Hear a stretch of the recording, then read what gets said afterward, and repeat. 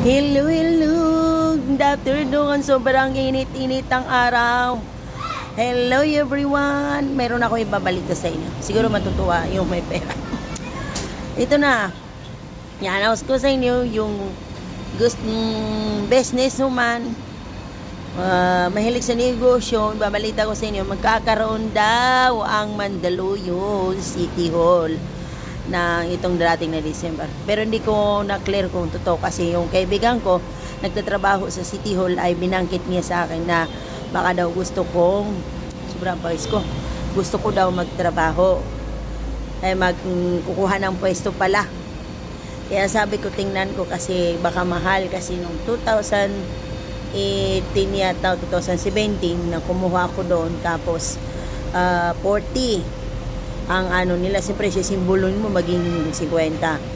Pero okay lang yun kung mas mura. Pero kung sabihin nila na narinig ko na 60, aywan ko kung kaya sa panahon ngayon.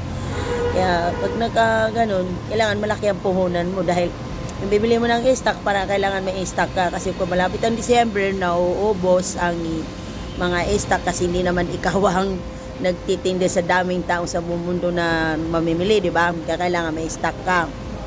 Malaki nga yung stock na sige-sige ang benta mo, tutubo ka ng malaki. Pero kung sabay punta ka ng Baclaran, kaya po Divisoria, wala dahil naubusan ng stock kasi hindi ikaw lang naman na namimili, di ba?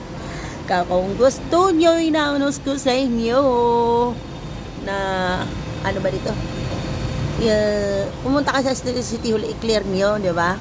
Yan, sobrang init, pawis ko, grabe. Kasi nandito na ako, marami sa labas.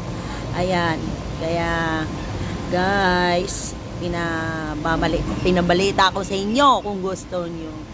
Ayan, 'di ba? Salamat.